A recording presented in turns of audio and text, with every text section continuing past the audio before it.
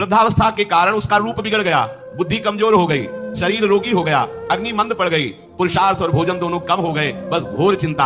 अब पता ही नहीं चल रहा, सोच निकल गई, पड़ा है उसी गंदगी में। जब वो रो रो के कहता है ऐसा, पीटते हैं घर वाले, हमने देखा, पीट है बड़े बड़े, भरपूर भोजन नहीं देते, भागेगा कौन, फेंकेगा इसका, कैसी दुर्गति होगी। इसमें जो शब्द लिखा है, आस्तेव मत्योपन्यस्तम गृहपाल इवाहरम, गृहपाल कहते कुत्ते को, कुत्ते की भांति वो सबके अपमान सहता रहता है और रूखे सूखे टुकड़े खाकर जीवन निर्वाह करता है, फिर भी उसे भगवान की याद नहीं आती। मृत्यु का समय जब निकट आता है तो वायु उत्क्रमण से इसकी पुतलियां चढ़ जाती हैं, श्वास प्रश्वास की नलिकाओं में वायु आना जाना रुक जाता है, कफ भर जाता है। अब इसे श्वास लेने में भयानक कष्ट होता है, कंठ में घुरघुराहट, पर उसका मोह उन्हीं अपने बच्चे परिवार घर सब ये सब छूट जाएगा, बड़ी दुर्गति। अंतिम समय क्या सोच रहा है, ये पत्नी छूट जाएगी, बेटे छूट जाए, बेटों ने क्या उनके साथ व्यवहार किया, ये मोह है, ये मेरा कमाया हुआ मकान कैसे छोड़ सकता हूं, तो चिपकली बन के आना, इसी मकान में रहेंगे पक्का। आपका अंतिम फाइनल आपका चिंतन होता है, आपका चिंतन वही बनेगा जो जीवन भर आपने किया, उसके परिणाम में बंधु बांधव आकर घेर लेते हैं और मनाने लगते हैं कि अब जल्दी मर जाए, भगवान उठा लें इसे। मृत्यु पाश के वशीभूत महान कष्ट को भोगता हुआ अपने परिवार का चिंतन करता है। वो मूड ये भी नहीं सोच पा रहा कि अगर अंतिम समय कृष्ण बोल दूं, राधा बोल दूं तो काम बन जाए। कुटुंब का भरण पोषण और मोह में लगा हुआ यमराज के दूत आते हैं, मार मार के उसके प्राणों को खींचते हैं। वो तो मार वही जानता है जिस पे पड़ती है, और सोचता कौन है, विवेक है नहीं, इसलिए सोच काम नहीं करती। भयंकर रोष युक्त नेत्र वाले जिनके देखने से पेशाब छूट जाए, कभी तो आप देखो मरने वाले का शौच और शंका सब छूट जाती है, देखने मात्र से इतने वो भयानक है। वो देखकर भय के कारण मलमूत्र त्याग कर देता है। सा दृष्ट्वा त्रस्त हृदय स्रकन मूत्रम विमुंचति, इतना भयावह स्वरूप होता है उनकी घुड़क, और उनकी मार की टट्टी पेशाब सब छोड़ देता है। यमदूत उसे भयंकर यातना देते हुए प्राण खींचते हैं। अब ये तो वही जानता है जिसके खींचते हैं। बाहर वाले सब घेरे बैठे हैं, कोई एक बार भी नाम नहीं बोला। अगर एक बार बोल देता राधा तो भाग जाते यमदूत और वो बच जाता। पर ये सौभाग्य तो जिसने जीवन में धर्म किया है, कहीं ना कहीं भगवत आश्रय लिया, उसको ये मिलता है। जैसे कोई घोर अपराधी को सिपाही बांधकर ले जाते हैं, उसी प्रकार रस्सी में बांधकर बलात् उसको यमलोक की लंबी यात्रा कराती है। रास्ते में पिटाई, घुड़कियां, उसे प्यास लगती, पानी नहीं दिया जाता, तपती हुई भूमि पर चलाया जाता है, कुत्ते नोचते हैं, व्याकुल होता है, भूख प्यास उसे बेचैन कर दी। पर यहां किसी की भूख नहीं मिटाई तो तुम्हें रास्ते में भोजन नहीं मिलेगा, यहां कभी किसी को पानी नहीं पिलाया तो एक बूंद पानी नहीं मिलेगा तुम्हें, ये कर्म भूमि है। दावानल जैसी दहकती हुई भूमि पर उसे चलाया जाता है। तप्त बालुका में मार्ग में जब एक पग भी आगे बढ़ने की सामर्थ्य नहीं होती, मूर्छा जाती है, मार मार के उसे चेतना में लाते हैं यमदूत, फिर घसीटते हैं। महान दुख में अंधेरे मार्ग से अत्यंत क्रूर यमदूत उसे यमपुरी को ले जाते हैं। कितना मार्ग, 99,000 योजन मृत्यु लोक से।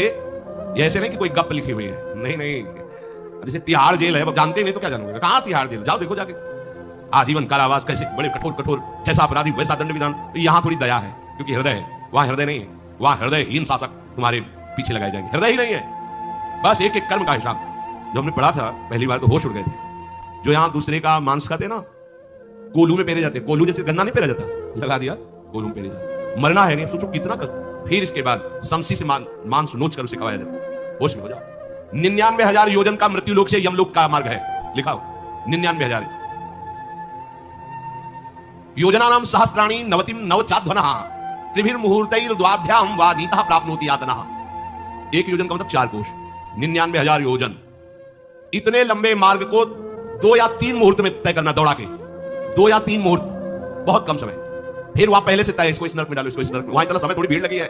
जैसे अपने एक फोड़ा हुआ तो अपने इतने कष्ट समझते, अस्पताल जाओ देखो चीख लगी, किसी पैर टूटा, किसी कुछ, ऐसे वहां सब हिसाब हो रहा है। उसको धधकती हुई लकड़ियों में जलाया जाता है, कहीं दूसरों के द्वारा काट काट कर उसको उसका ही मांस खिलाया जाता है।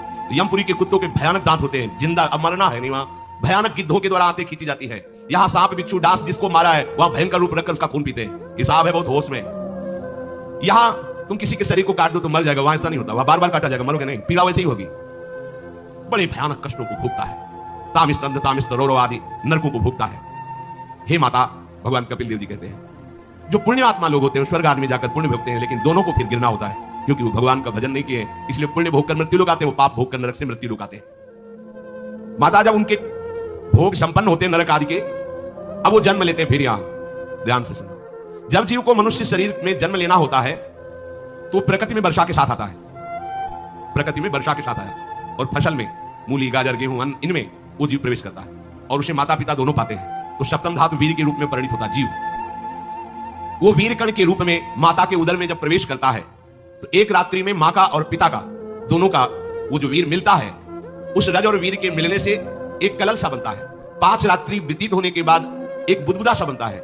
10 रात्रि व्यतीत होने के बाद एक बेर की सी आकृति होती है। फिर उसके बाद उसमें धीरे धीरे मांसपेशियां बढ़ने लगती हैं। 1 महीने में उसके सिर निकल आता है। 2 महीने में हाथ पांव अंगों का विभाग होता है। तीसरे महीने में नख, रोम, अस्थि, चर्म, स्त्री पुरुष के चिन्ह प्रकट हो जाते हैं। 4 महीने में मांसादि सातों धातुएं प्रकट हो जाती है। 5वें महीने में चेतना जागृत हो जाती है। जैसे अपने चेतना, ऐसे 5वें महीने में गर्भस्थ शिशु की चेतना जागृत हो गई।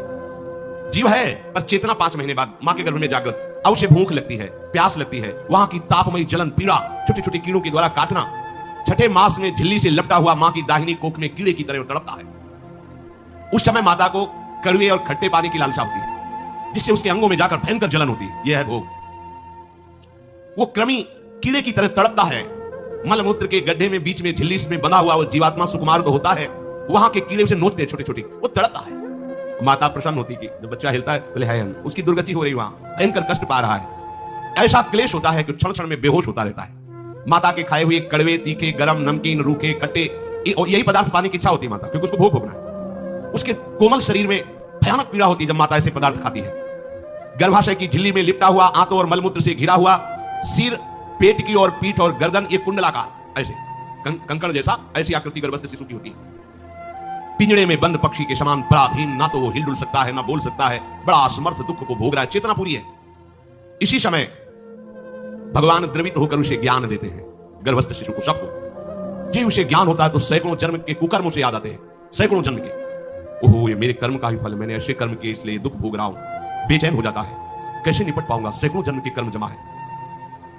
अब महान अशांति उसके हृदय में, उस शरीर में भयंकर पीड़ा। कुंडलाकार शरीर है, हिल भी नहीं सकता है, बस कीड़े काटते हैं, बड़ी तड़पन, बड़ी जलन, भूख प्यास की जलन। अब एक और भयानक जलन हुई, उसे स्मरण हो जाता है कई जन्मों की, सैकड़ों जन्मों के पाप कर्मों का। 7वां महीना आरंभ हुआ कि ज्ञान का उन्मेष हो गया। अब प्रसूति वायु उसे चला रही है, तड़पता है वो। शब्द धातु में स्थूल शरीर से बंधा हुआ वो जीव भयभीत होकर के पुकारता है, अगर कोई भगवान है तो एक बार मुझे यहां से निकाल दे। वो विनय करता है भगवान से, कोई अगर भगवान है जिसने मुझे इस बंधन में डाला है, एक बार निकाल दे, यहां से जाके केवल भजन करूंगा। जीव कहता, जंतुर्वाच तस्योपशन्नमवितुम जगदिच्छयात् नाना तनोर्भुवि चलच्चरणारविंदम सोहम ब्रजामि शरणम रकुतो भयम में येने दृशी गतिरदर्श सतोनुरूपा। हे प्रभु, मैं बड़ा अधम हूं। ये ज्ञान भगवान की तरफ से गर्भस्थ शिशु को होता है। देखो, स्वयं वो इतना कष्ट पा रहा है, फिर जब आप गर्भ हत्या करते हैं तो आपका पाप कितना बड़ा होगा सोचो। सब माताओं से विनय है, संयम से रहो, सावधान रहो। ये हत्या ऐसी नहीं तुम्हारे दान पुण्य से क्षमा हो जाएगी। ये जो भ्रूण हत्या है, गर्भ हत्या है, बहुत बड़ा पाप है। आप लोग अज्ञान के कारण इसको ध्यान नहीं देते, इसे खिलवाड़ समझते हो। कितना ज्ञान है। बेटी ही मां है, बेटी ही बहन है, बेटी ही पत्नी बनती है, बेटी ही किसी के जीवन को धारण करने वाली बनती है। और आपने गर्भ में देख लिया बेटी है, तुम स्वयं मां होकर उसका साथ दे रहे हो, उसका नष्ट करने के लिए। मतलब बात ही समझ में नहीं आती, क्या बुद्धि भ्रष्ट हो गई। अगर पुरुष का इतना महत्व है तो बेटियां ना हो तो तुम्हारी कौन सी गति होगी, सोचो जरा। जीना मुश्किल हो जाएगा तुम्हारा। तुम पुरुष किस काम के रह जाओगे। तुम्हारा अर्धांग काट दिया जाए तो तुम कैसे होगे। स्त्री स्वरूप अर्धांग है। जिस घर में एक मां बहन नहीं है, स्त्री स्वरूप नहीं, स्मशान जैसा होता है। ध्यान दीजिए, ये बहुत बड़ी गलती है जो अपनी बेटियों की हत्या करते हैं। ये वो पाप है जो अक्षम्य अपराध है। स्त्री हत्या करना शास्त्रों में बहुत बड़ा पाप कहा गया है। फिर वो तो बच्चा है, बिल्कुल नहीं।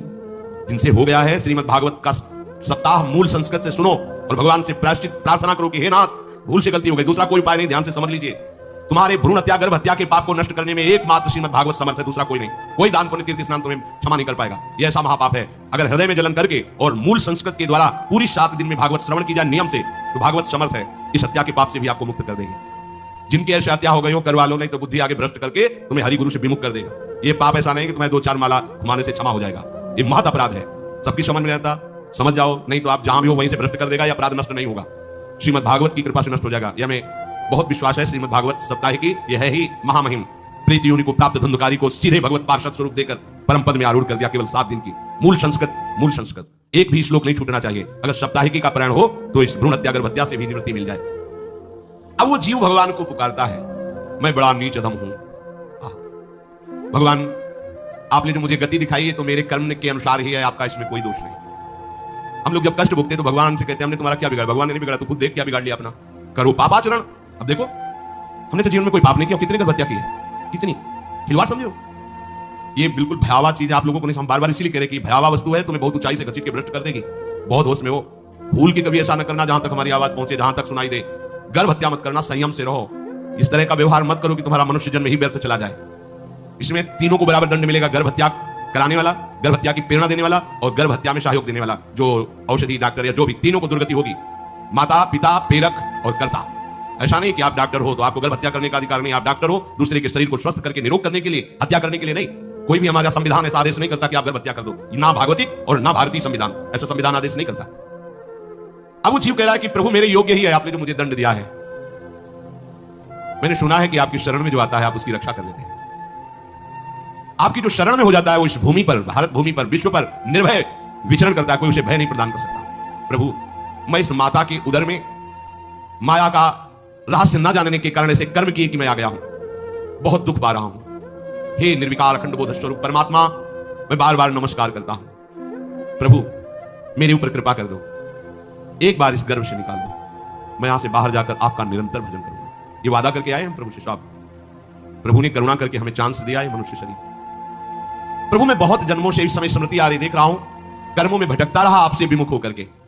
ये जो मुझे अभी ज्ञान हो रहा है केवल आपकी कृपा से तत्कालिक है। तत्कालिक, एक तत्कालिक वैराग्य होता है। जैसे कथा सुनियो मन में आया कि अब तो भजन ही करना है, ये तत्कालिक है, स्थायी नहीं है। इसे स्थायी बनाओ। प्रभु, आप अंतर्यामी हो, आप सब कुछ जान रहे हो। तीनों तापों की शांति के लिए भक्तजन आपका भजन करते हैं।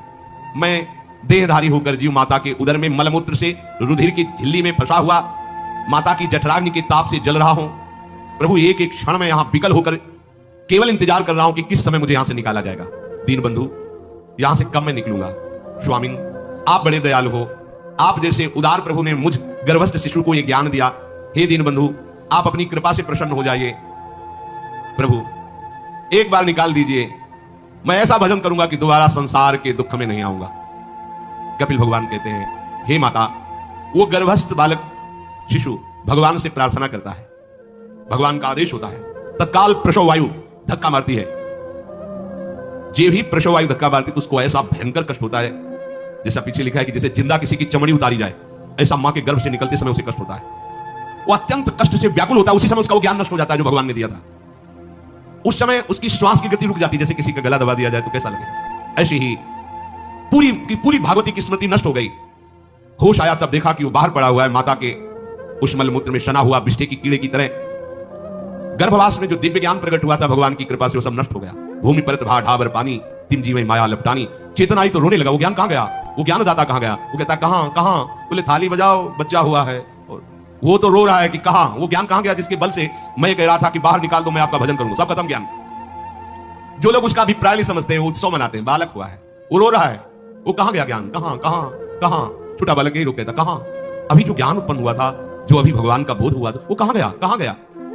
घर परिवार के लोग उसका पालन पोषण करते रहते हैं। उसमें कोई निषेध करने की शक्ति नहीं हो रही। मच्छर काट रहा है, दुख हो रहा है, हटा नहीं सकता बालक। उस जीव को शिशु अवस्था में जब कपड़ों पे लिपेट कर ऐसे लिटाया जाता है तो इतना कोमल त्वचा होती कि कपड़े भी उसको, जैसे खुजलाहट है, पीड़ा है या जलन है, बिल्कुल कोमल त्वचा होती, कुछ नहीं कर सकता पर रो सकता है। ना खुजलाने की, ना करवट बदलने की, ना उठने की कोई सामर्थ्य नहीं। बड़ा कष्ट पाता है बाल्यावस्था में, क्योंकि त्वचा बड़ी कोमल होती है। दास मच्छर आदि जीव उसको काटते हैं। गर्भावस्था का कोई ज्ञान नहीं रहा, सिर्फ रोना ही रोना रहेगा। इस प्रकार उसकी बाल्यावस्था कटी। कौमार अवस्था आई, पौगंड अवस्था, इनमें वो खिलवाड़ में फंस गया। जैसे जैसे बड़ा होता जाता, चेतना, गुनगुना, ये कार, ये प्लास्टिक कैसे, उनमें मगन है। देखो ना छोटे बच्चों को, अज्ञानवश इसकी अवस्था कट गई। बड़े भाग्यशाली ऐसे भी बच्चे हैं जो तुतला के बोलते हैं उनकी मैया कहती राधा बोलो, राधा। देखो ये सौभाग्य। प्रणाम है उन माताओं को जो अपने बच्चों को भगवान नाम बुलाती है कि आप बोलो श्री हरिवंश बोलो, राधे राधे बोलो। धीरे धीरे उसकी युवावस्था पहुंची। इस समय उसके अंदर एक भूत सवार होता है। जवानी का भूत है, ये सबके सवार होता है। अगर मंत्र चल रहा है तो भूत नहीं चढ़ेगा, नाम चल रहा है तो भूत नहीं चढ़ेगा, नहीं तो भूत चढ़ जाता है। ये कुछ भी करवा सकता है भूत ही तो है ना। वैसे ही पंचभूत लिपट गए, ऊपर से जवानी का और भूत सवार हुआ तो जौवन ज्वर के ही नहीं बलकावा। जवानी में कोई भी ऐसा अपराध नहीं जो हो ना जाए। बड़ा भयानक इसमें स्वरूप होता है। इसमें केवल भोग, एक ही दृष्टि रहती है, भोगना। अज्ञानवश जब भोगों की प्राप्ति में बाधा पड़ती तो भयंकर वो क्रोध करता है, शोकाकुल होकर हिंसा कर बैठता है। जैसी घटनाएं सुनने को मिलती है, राक्षसी घटनाएं, ये भूत है जवानी का। जहां कामना में बाधा पहुंची, क्रोध में वो समझ नहीं पाता कि मेरे जैसा ही प्रिय शरीर उसका है जो मैं बर्ताव कर रहा हूं।